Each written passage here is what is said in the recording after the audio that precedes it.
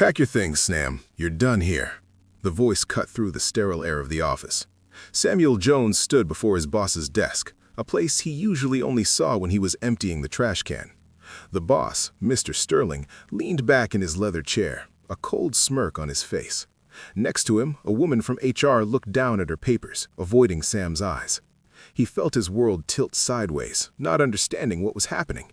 He had no idea this was just the beginning of a lie that would try to destroy him. The morning had started like any other for Samuel Jones. At 68, his body ached in ways it never used to, but his spirit was strong.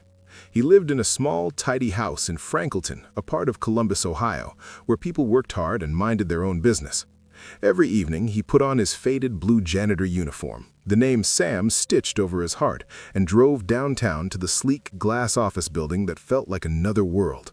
He wasn't just working to stay busy. Every dollar he earned went toward his granddaughter's care. After his daughter passed away, the little girl became his whole world. The work gave him purpose, a way to provide, and he took immense pride in it.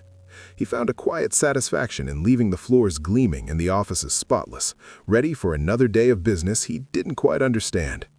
His routine was a silent dance. After the employees left, the building was his. He moved from floor to floor, his cart rattling softly. He was meticulous, a habit from his years at the factory before he retired. He carried a small, worn notebook, and after cleaning each section, he would stop to log the time and the tasks completed. It was his personal proof of a job well done. Most employees barely noticed him, but a few were kind. Chloe Davis was one of them. She was a young junior employee, barely 24, who always seemed nervous. She worked late often, her desk cluttered with papers.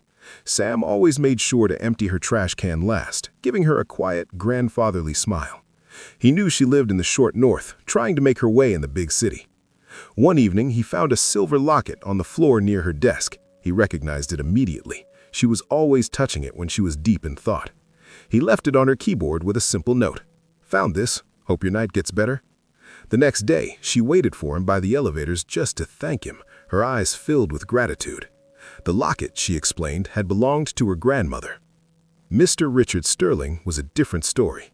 At 38, he was the regional manager and acted like he owned the entire building. He wore expensive Navy suits and a Rolex Submariner that probably cost more than Sam's car. He walked with an arrogant posture that radiated impatience. Sterling lived in Upper Arlington, and he carried that wealthy suburb sense of entitlement with him everywhere he went. Lately, Sam had noticed a change in the boss. He'd overheard him on a hushed, angry phone call one night. The words "margins" and "we have to make it back" floated out of his office. Another time, Sterling had tried to make small talk with Sam, but the questions felt strange and intrusive. "Still working at your age, Sam? Time's tough?" he'd asked, a weird gleam in his cold gray eyes. The trouble began a week later. A valuable company tablet, one of the newest models, went missing from a common area near Sterling's office. The moment the news broke, Sterling was quick to point fingers. "It has to be someone from the after-hours staff," he announced loudly to a group of managers. "They're the only ones here when no one is watching." The accusation hung in the air, aimed at Sam without ever saying his name. That same afternoon, Chloe had a video call scheduled with her family out of state. She clipped her small personal webcam to her monitor. It had a wide lens, and she often forgot to shut it down properly after her calls.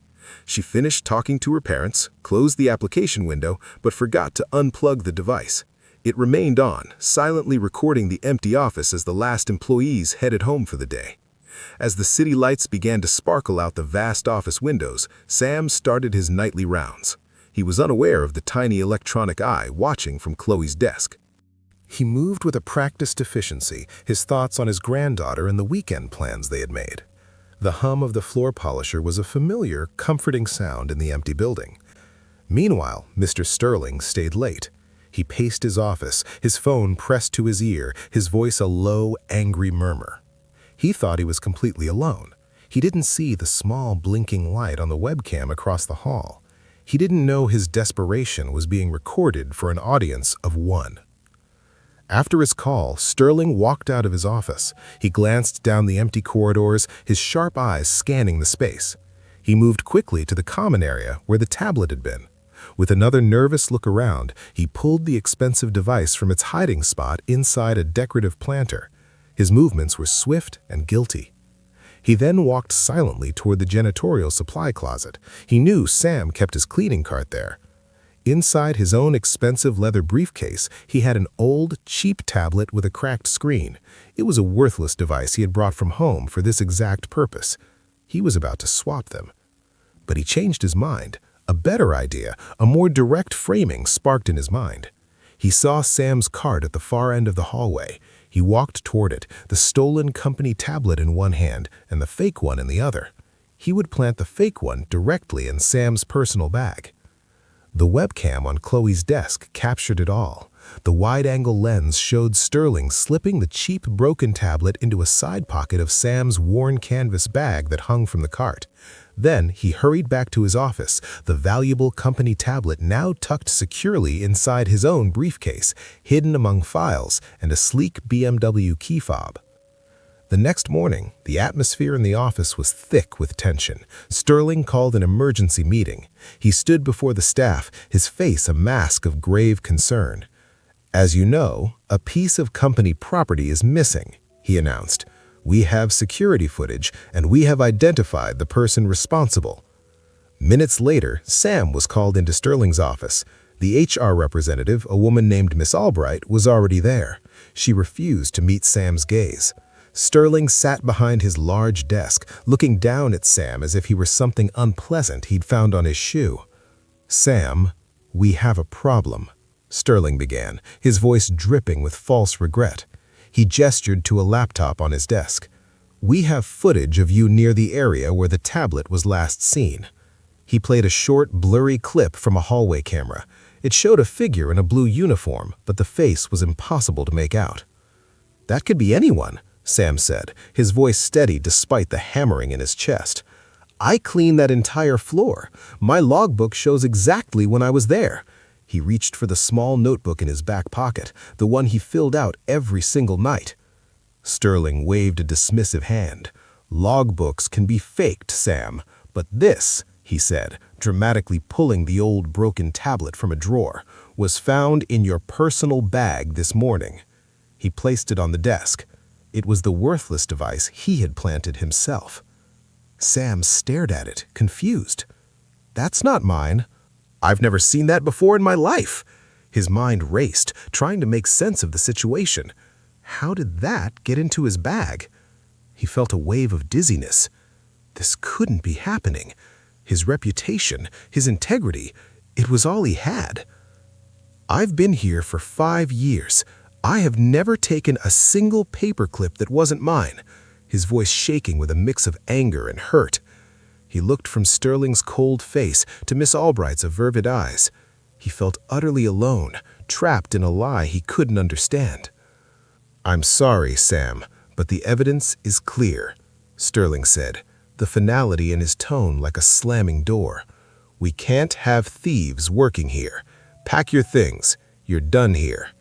The words from the day before echoed, now making a terrible, complete sense.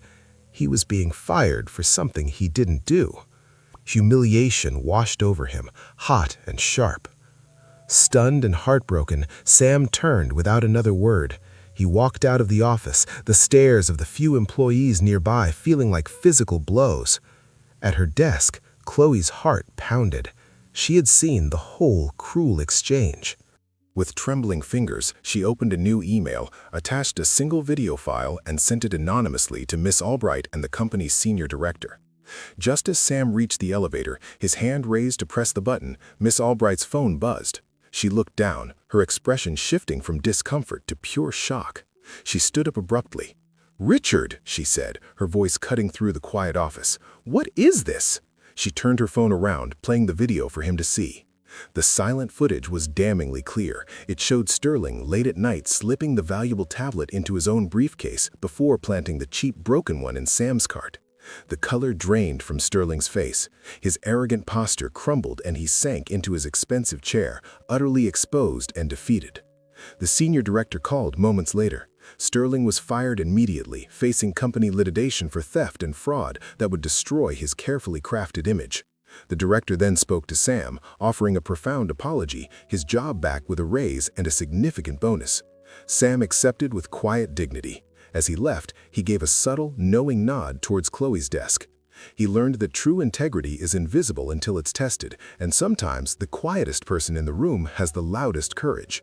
Do you think you would have had the courage to do what Chloe did? Until the next story.